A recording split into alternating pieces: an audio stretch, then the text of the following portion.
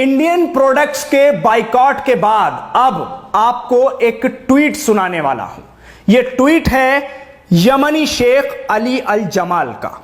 इस ट्वीट में क्या लिखा है आपको इसका हिंदी ट्रांसलेशन करके बताते हैं।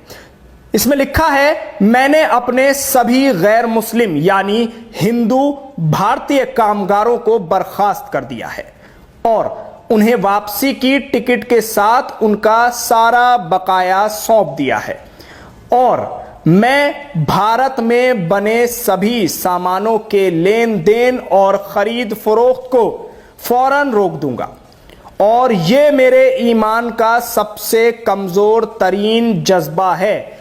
यमनी शेख अली अल जमाल। जिस शेख ने यह ट्वीट किया है उसका नाम है अली अल जमाल। साफ तौर पर इसमें लिखा गया है कि जो भारतीय कामगार हैं उन तमाम कामगारों को वापसी का टिकट और उनका बकाया पैसा सौंप दिया गया है और अब उनको भारत वापस भेजा जा रहा है। Yemen, Qatar, Saudi, Kuwait, Iran और तमाम 10 के आसपास जो मुस्लिम देश हैं उन्होंने इस तरह की तमाम चीजें की हैं और अब आगे भी उसमें बढ़ रहे हैं।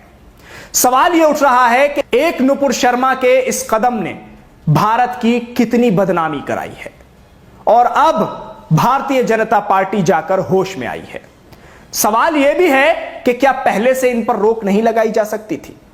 नरसिंहानंद सरस्वती जैसे लोग जब लगातार प्रॉफिट मोहम्मद की तौहीन कर रहे थे तभी अगर रोक लगा दी जाती तो आज दिन यह नहीं देखना पड़ता।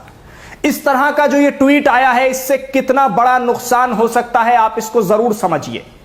कितने हजारों सैकड़ों लोग हैं हिंदुस्तान के जो बाहर के इन मुस्लिम देशों में जाकर अपना घर परिवार चलाते हैं और वहां नौकरी करते हैं, जिसमें बड़ी तादाद हिंदू भाइयों की है।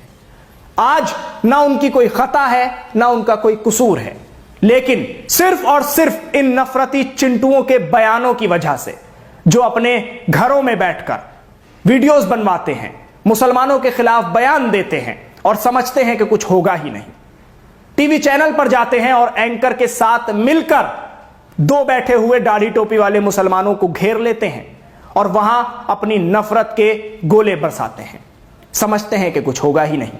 लेकिन रसूल अकरम सल्लल्लाहु अलैहि वसल्लम की शान में तौहीन बर्दाश्त नहीं की जाएगी, यह सीधे तौर पर तमाम मुस्लिम देशों ने कह दिया है और अभी सिर्फ और सिर्फ कुछ ही मात्रा में मुस्लिम देश सामने आए हैं जिन्होंने अपनी प्रतिक्रिया दी है और अपना विरोध दर्ज कराया है। अभी सभी मुस्लिम देशों ने ऐसा नहीं किया है, सिर्फ 10 से 12 देश हैं। पाकिस्तान की बात छोड़ दीजिए क्योंकि वो दुश्मन देश है, लेकिन चलिए अफगानिस्तान की भी बात छोड़ दीजिए क्योंकि वहां तालिबान है, लेकिन बात अगर इन तमाम देशों की कर ली जाए कि जिनसे रिश्ते लगातार बढ़ते जा रहे थे, आज कहां आकर खड़े हो गए हैं हम, किस मोड़ पर आकर खड़े हो गए हैं कि एक ट्वीट ऐसा आया है कि जिसने न जाने कितने परिवार अब ऐसे होंगे कि जिनको दहला दिया होगा, जिनको वापस भेजा जा रहा है, सामान का बाइकॉट किया जा रहा है भारत के। हमारी जीडीपी वैसे ही डाउन है और अब लगातार कहीं ना कहीं एक ना एक झटका दिया जा रहा है। कौन है इन तमाम चीजों का जिम्मेदार? क्या खुलकर आप बोल नहीं सकते कि वो नफरती चिंटू इन तमाम हालात के जिम्मेदार हैं कि जो 5-5 हजार रुपए के लिए टीवी चैनल्स पर बैठकर अपनी नफरत के जो गोले हैं वो बरसाते हैं और मुसलमानों के खिलाफ बोलकर अपनी रोटियां चमकाते हैं? उनकी सियासत ही सिर्फ इस पर निर्भर है कि वो कितने बयान मुसलमानों के खिलाफ देते हैं, कितने हजार बयान किसके हिस्से में आते हैं जो मुसलमानों के खिलाफ हो, कितने शब्द किसके हिस्से में आते हैं जो एक विशेष समुदाय को नुकसान पहुंचाते हो, टारगेट करते हो। लेकिन अब समझना होगा इस बात को कि रिएक्शन तो मिलता ही है और अगर यह बात नहीं समझ में आती है तो कहीं ना कहीं नुकसान तो उठाना पड़ रहा है और यह नुकसान भारतीय जनता पार्टी को नहीं, यह नुकसान देश को उठाना पड़ रहा है। किसकी वजह से आज देश का सर शर्म से झुक रहा है?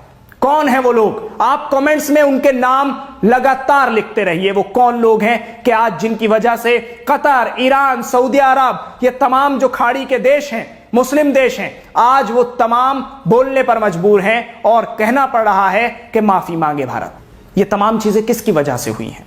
कौन इन चीजों का जिम्मेदार है? अगर खुलकर उनके नाम नहीं लिए गए और उन पर कार्रवाई नहीं हुई तो ये हालात नहीं सुधरेंगे, ऐसे ही चलता रहेगा। तो ये वो ट्वीट था कि जिसके बाद आप समझ सकते हैं कि किस तरह से रिएक्शन दिया जा रहा है।